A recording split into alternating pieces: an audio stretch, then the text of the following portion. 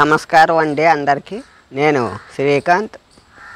ఈరోజు మీకు తెలియజేస్తున్నది ఏమిటంటే, అన్నపూర్ణేశ్వరి మాత మనకి ఆరోగ్యాన్ని, సంపూర్ణమైనటువంటి ఆహారాన్ని మరియు మనకి ఆహారానికి లోటు లేకుండా, ఆరోగ్యానికి లోటు లేకుండా ప్రతి క్షణము ప్రతి నిమిషము మనకి కడుపు నింపే ఆ అన్నపూర్ణేశ్వరి మాత కరుణా కటాక్షాలు మనకు కలగాలంటే, మరియు 10 మందికి అన్నదానం చేసి ఇలా మనల్ని కలుగజేయు ఆ అన్నపూర్ణేశ్వరి దేవి 1000 మందికి 100 మందికి అన్నదానం చేయగల స్థితికి మనల్ని తీసుకువెళ్ళగలిగే భవిష్యత్తులో అన్నపూర్ణేశ్వరి దేవి యొక్క మహామంత్రాన్ని మీకు తెలియజేస్తున్నాం. ఆ నామం మంత్రం ఏమిటంటే, ఆ నామాన్ని మంత్రాన్ని మీకు తెలియజేస్తున్నాం. ఓం అచ్యుత ప్రాణాయై నమః. ఓం అచ్యుత ప్రాణాయై నమః. ఓం అచ్యుత ప్రాణాయై నమః. ఓం అచ్యుత ప్రాణాయై నమః. ఓం అచ్యుత ప్రాణాయై నమః. ఓం అచ్యుత ప్రాణాయై నమః. ఓం అచ్యుత ప్రాణాయై నమః. ఓం అచ్యుత ప్రాణాయై నమః. ఓం అచ్యుత ప్రాణాయై నమః. ఓం అచ్యుత ప్రాణాయై నమః. ఈ నామంతో మీరు ప్రతి సోమవారం ఈ పూజా మందిరంలో ఉన్నటువంటి అన్నపూర్ణేశ్వరి దేవి యొక్క చిత్రపటానికి కానీ, లేదా చిన్న విగ్రహం ఉంటే మీ ఇంట్లో చిన్న విగ్రహానికి కానీ దీపారాధన చేసి ఆ అన్నపూర్ణేశ్వరి దేవి యొక్క చిత్రపటం ముందు కానీ, విగ్రహం ముందు కానీ దీపారాధన చేసి 108 పుష్పాలు 108 సార్లు పుష్పాలతో ఈ నామంతో పూజ చేయండి దుర్గామాతకు మరియు అన్నపూర్ణేశ్వరి దేవికి. అన్నపూర్ణేశ్వరి దేవి కరుణా కటాక్షాలు ఉండాలని మేము కోరుకుంటున్నాం. 108 పుష్పాలు సిద్ధం చేసుకోండి. 108 పుష్పాలు సిద్ధం చేసుకుని దీపారాధన చేసిన తదుపరి ఓం ఓం నామాన్ని తెలియజేస్తున్నాం. ఓం అచ్యుత ప్రాణాయై నమః. ఓం అచ్యుత ప్రాణాయై నమః. ఓం అచ్యుత ప్రాణాయై నమః. ఈ నామంతో అన్నపూర్ణేశ్వరి దేవికి పూజ చేయండి. 108 పుష్పాలతో 108 సార్లు పూజ చేసిన తదుపరి సాంబ్రాణి ధూపం కానీ, అగరవత్తులతో ధూపం కానీ అన్నపూర్ణేశ్వరి దేవికి ఇవ్వండి. ఇచ్చిన తదుపరి మీరు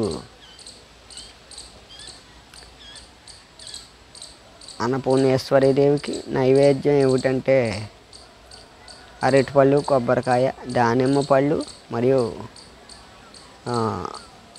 చక్కెర పొంగలి మరియు పాయసము నైవేద్యం పెట్టడం, మరియు లడ్డూలు మీ సొంత చేతులతో శనగపిండితో చేసినటువంటి ఆ లడ్డూలు ఏవైతే ఉన్నాయో అవి నైవేద్యం పెట్టడం.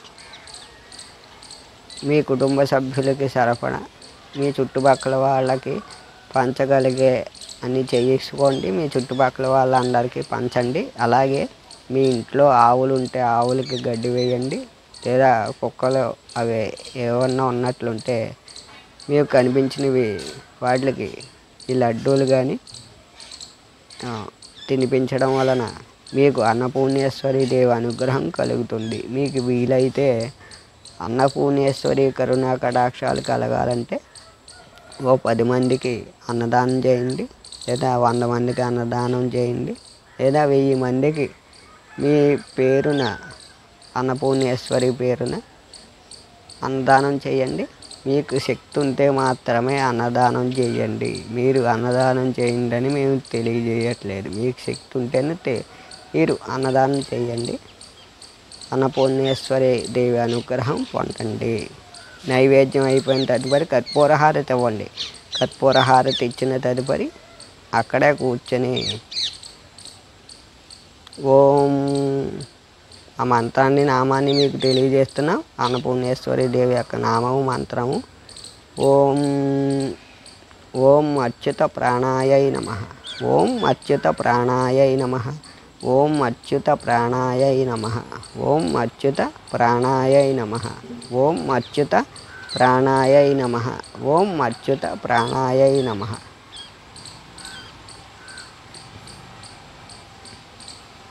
ఆ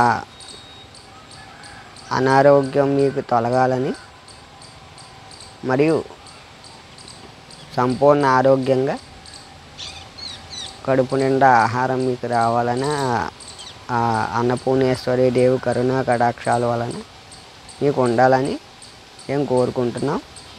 ఈ నామాన్ని 1000 సార్లు కానీ 100 సార్లు కానీ 108 సార్లు కానీ జపించడం, స్మరించడం, పఠించడం వలన అన్నపూర్ణేశ్వరి దేవి యొక్క కరుణా కటాక్షాలు మీకు కలగాలని, మీరు సంపూర్ణ ఆయురారోగ్యాలతో మరియు ఆహారము మరియు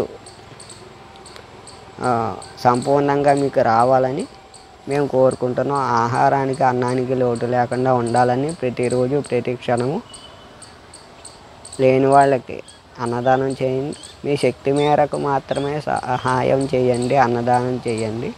కనుక అన్నపూర్ణేశ్వరి దేవి యొక్క అనుగ్రహం పొందండి.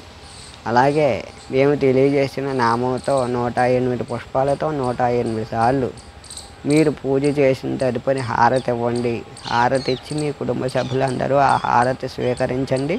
అన్నపూర్ణేశ్వరి దేవి యొక్క కరుణా కటాక్షాలు పొందండి. కనుక ఈ మంత్రము, అన్నపూర్ణేశ్వరి దేవి యొక్క పూజ మరియు ఈ మంత్ర పరిహారాన్ని పాటించండి. అన్నపూర్ణేశ్వరి దేవి యొక్క కరుణా కటాక్షాలు పొందండి. కనుక చూస్తూనే ఉండండి మరిన్ని మంచి వీడియోల కోసం మా ఛానల్. నమస్కారం.